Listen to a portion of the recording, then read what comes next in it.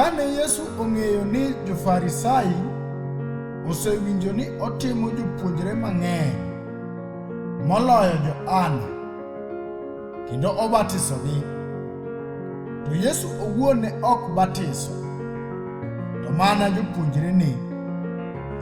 Noa e piny Judea kendo nodok Galili, to nonego okadh e dier Samaria. Kamano nochopo e dala moro mar Samaria miluongo ni Sukar, machiegni gi lowo mane Jakobo omiyo Josef wuode.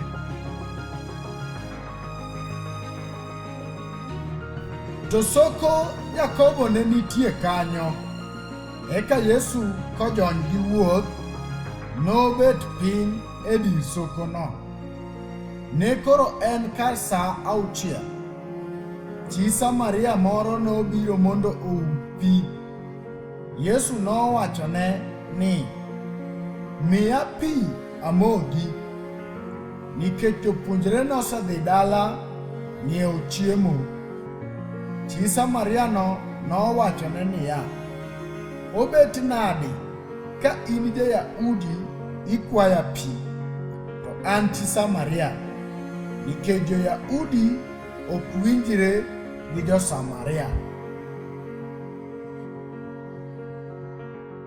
Yesu nodwoke niya, "Kada ing'eyo mich mar Nyasaye kendo ni en ng'ano ma owachoni ni, 'Miya pi amodhi,' in da ikwaye kendo domiyi pi mangima."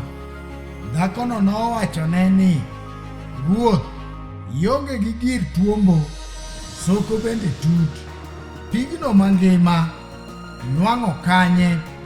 Koso iduong' moloyo wuonwa Jakobo manomiyowa sokoni, kendo en nomodhoe gi nyithinde gi jambe?" Yesu nodwoke niya, "Ng'ama modho pigni riyo nomake kendo. Ng'ama modho pi ma an namiye riyo ok nomake nyaka chieng'. To pi ma anamiye nodok soko mar pi e iye mabubni e ngima mochwere." Dhakono nowachone ni, "Ruoth, miya pigni, kik riyo maka, kendo kik abi kuma bor umbo kani." Yesu nokone niya, "Dhi iluong chwori eka ibi ka." Dhako nodwoko ni, "An aonge dichwo." Yesu nowachone niya, "Iwacho kare ni aonge dichwo, nikech isebet gi chwo 5, to en makoro in go ok chwori. Mano iwacho adier." Dhako nowachone niya, "Ruoth, aneno ni in janabi. Kwerewa ne lemo e godni, to un uwacho ni ei Jerusalem e kama owinjore ji lemoe."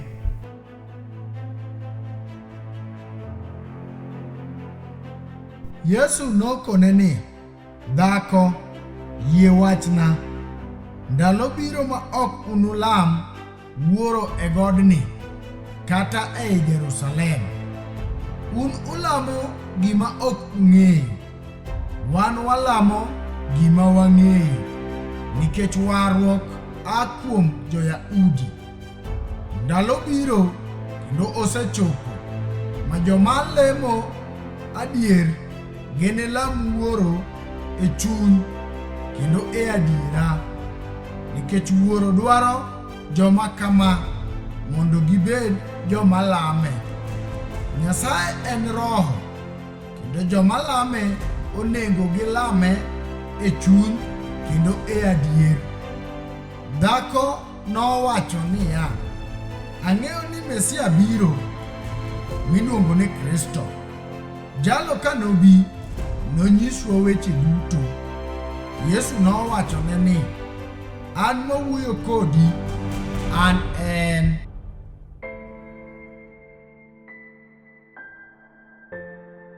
E kindeno jopuonjre nobiro kendo ne giwuoro koloso gi dhako, to onge ng'ato manowacho ni idwaro ang'o kata ni ang'o momiyo iloso kode. Eka dhako noweyo dapige, noamo dhi e dala kendo nowacho ni ji niya, biuru une ng'ato moulona weche duto manatimo. Mita dobed Kristo koso? Ji noa e dala mine gidhi ire. E kindeno jopuonjre nosaye ni, Rabi, chiem. Nowacho negi niya, an gi chiemo michamo ma ok ung'eyo. Emomiyo jopuonjrene nopenjore kendgi ni, ng'ato osekelo ne chiemo moro koso?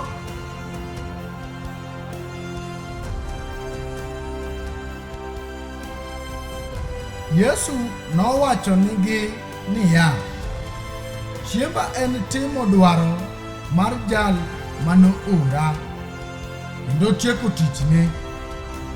Ok uwacho ni pod dwe 4 eka keyo ochopi. Awachonu ni ting'uru wang'u ung'i puothe, nikech cham koro oromo keyo.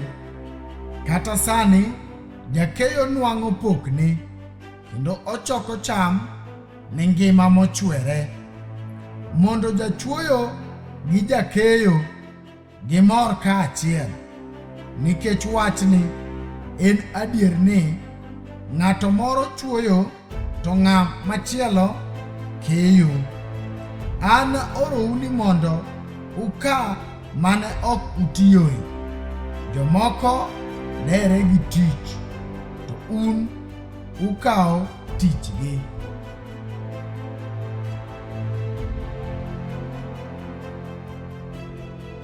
Jo-Samaria mang'eny me dalano noyie kuome nikech wach neno mar dhakono, manowacho ni noulona weche duto manatimo.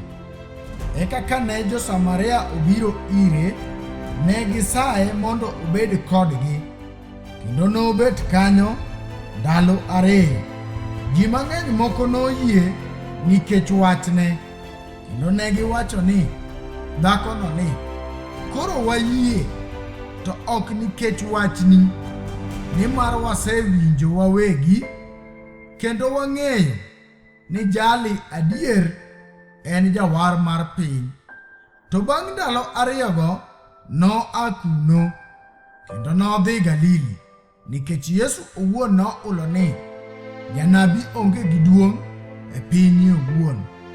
Eka ka nochopo Galili, jo-Galili norwake, nimar ne gisaneno duto manotimo Jerusalem e sawono, nikech gin bende ne gidhi e sawo.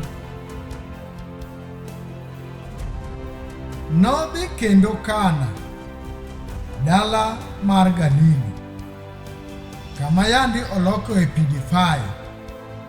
Ne nitie jaduong' moro mane wuode tuo Kapernaum. Jalo ka nowinjo ni Yesu osebiro Galili oa Judea, nodhi ire kendo nosaye ni mondo olor obi ochang wuode, nikech nochiegni tho. Eka Yesu nowachone niya, ka ok uneno ranyisi gi tim ono, ok unuyie ngangʼ. Jaduong'no nowachone ni, Ruoth, lor ibi kapok nyathina otho. Yesu nowachone ni, dhiyo, wuodi ngima. Ng'atno noyie wachno mane Yesu owachone, mi nodhi. To kane pod olor odhi, misumbe noromone, nowachone niya, wuodi ngima. Nopenjogi sama nochako nwang'o ngima. Eka ne giwachone ni, Nyoro ka sa 7 midhusi nyo oweye, wuon nong'eyo ni sano ema ne Yesu owachone ni wuodi ngima, kendo noyie en owuon gi joode duto. Mani e ranyisi mar 2 mane Yesu otimo kose a Judea odhi Galili.